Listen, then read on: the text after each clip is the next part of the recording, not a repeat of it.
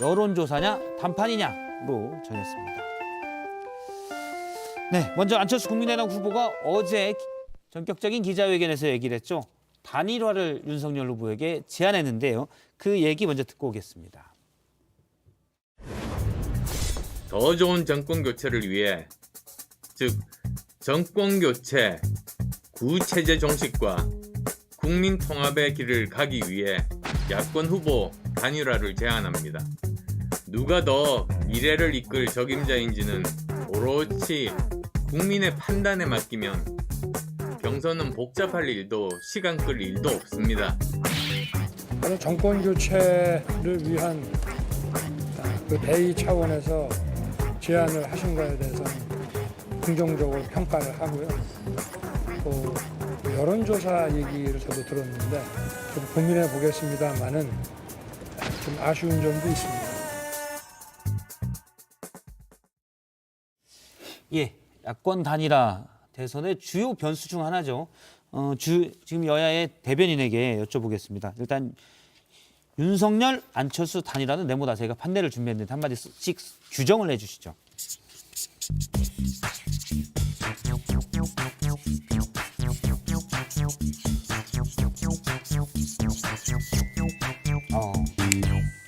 예, 먼저 민주당의 평가부터 들어볼까요? 윤안 단일화는 계륵이다. 네. 우리말로 하면 닭갈비다. 네, 뭐 아주 필요한 그런 건 아닌데 또 버리기도 애매하고 뭐 쓰자니 좀 그렇고 또 그렇다고 뭐 없애버리기도 그렇고 별로 임팩이 없는 것이다라고 생각합니다. 단답형으로 여쭤볼게요. 네. 될 것 같아요? 저는 뭐 되든 안 되든 큰 상관이 없는데 아. 안 될 가능성도 다분히 있다고 보입니다. 안 될 가능성도 다분히 있다. 네. 얼마 전까지 민주당에서 안철수 후보 단일화했으면 하고 구애를 했는데 안 후보가 얘기했던 야권 정권 교체를 위한 단일화를 얘기하니까 민주당이 머쓱해져서 계륵이라고 표현한 게 아닌가 싶기도 한데요. 저는 이 단일화라는 것이 뜻이 같은 사람들이 생각을 나누기 위해서 이렇게 모이는 거잖아요. 근데 윤 후보하고 안철수 후보의 같은 뜻은 정권 교체밖에 없어요. 근데 이분들이 단일화를 얘기하시면서 나는 이런 공약을 꼭 하고 싶다. 난 이런 거는 꼭 하고 싶다. 그러면서 앞으로 5년 있다가 우리가 이것만큼은 꼭 하자. 이러면서 지금 단일화 논의하는 것이 아니고 이걸 여론조사를 어떻게 하면 좋을까. 뭐 역선택 어떻게 하면 좋을까. 이건 나한테 유리해. 이건 너한테 유리해. 이런 얘기만 하고 있거든요.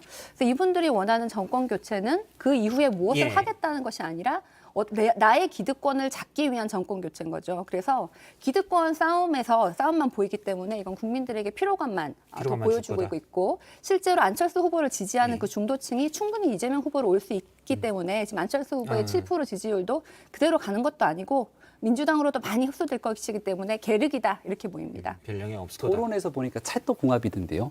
대장동 문제 한참 얘기하고 어떻게 생각합니까? 안철수 후보도 대장동 문제에 대해서 같이 지적하는 모습들 단순하게 정권 교체뿐 아니라 이재명 후보의 잘못된 모습들에 대한 공감대도 있는 것 같은데 저도 이제 들어서 윤석열 후보와 안철수 후보가 찰떡궁합이다 말씀이시죠? 토론에서 예, 찰떡궁합의 모습을 많이 보여줬죠. 판례를 들어주시면 예, 저는 끝날 때까지 끝난 게 아니다. 요기베라 의 명언을 들고 왔는데요.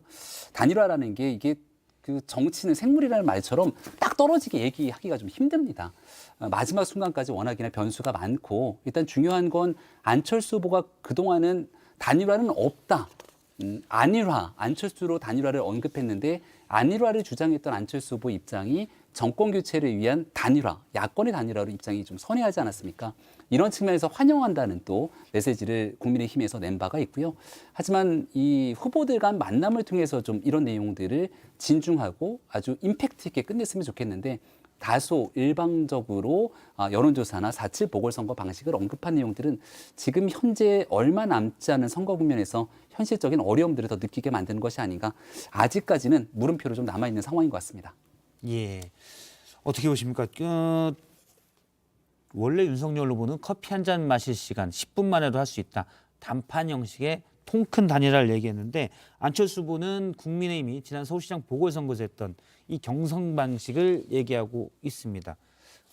누구 말이 사실 이쪽 단일화니까 간 건도 불구경하는 건데 일단 네, 아니 이게 뜻이 같은 사람들이 이 뜻을 이루기 위해서 단일화하는 거 서로 신뢰가 있고 이러면 커피 한 잔 마시면서 할 수 있는 것이죠. 그런데 지금 그렇지 않으니까 충분히 이게 보이지 않습니까? 그리고 뭐 역선택 막 얘기를 하시는데 저 역선택 조항을 넣을까 말까 이거 가지고 지금 안철수 후보하고 윤석열 후보가 이렇게 의견이 팽팽한 것 같은데 지금 이 단일화 그 여론조사를 보면은 이재명 후보하고 안철수 후보 이렇게 했을 때가 이재명 후보하고 윤석열 후보 이렇게 했을 때보다는 국민 야당 그 범야당에 조금 더 안철수 후보가 더 유리한 후보인 것이 맞는데 여론조사 상으로는 이게 이제 국민 여론에 대해서 국민의힘이 지금 무서워하시는 거죠.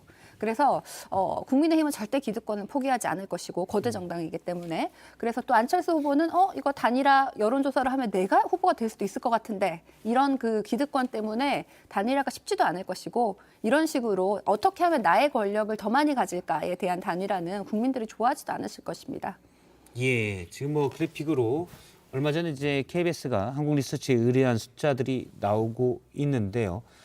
단일 후보의 적합도, 단일화 후보의 적합도, 그다음에 정권 교체층에서 보는 것들 이런 것들이 쭉 있었습니다.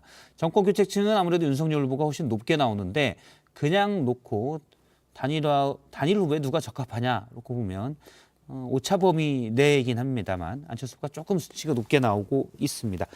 혹시 솔직히라는 말은 사실 쓸데없는 수사인데 윤석열 후보와 안철수 후보 중 누가 더 편합니까? 민주당에서는?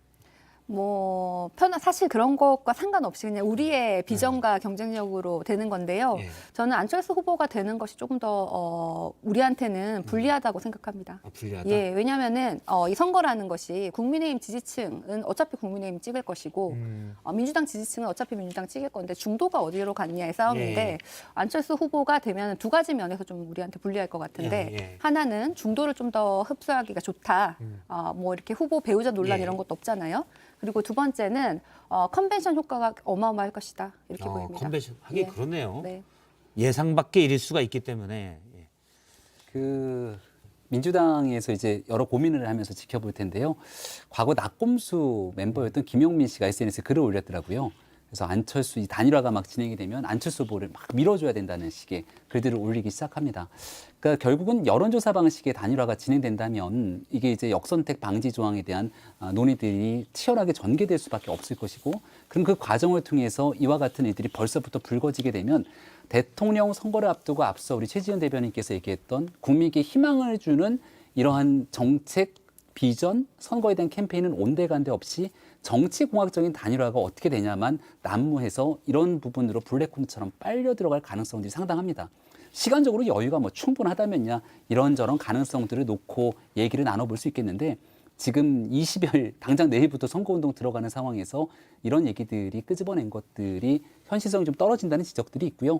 그럼에도 윤석열 후보가 얘기한 것처럼 가치 후보가 만남을 통해서 허심탄회하게 이야기를 또 털어놓고 정권 교체를 원하는 국민들의 마음들을 다 충족할 수 있는 그러한 가능성들도 남아있는 만큼 나머지 시간 동안 좀 천천히 지켜보면 어떨까 합니다. 예. 여론조사는 절대 못 받는 거죠.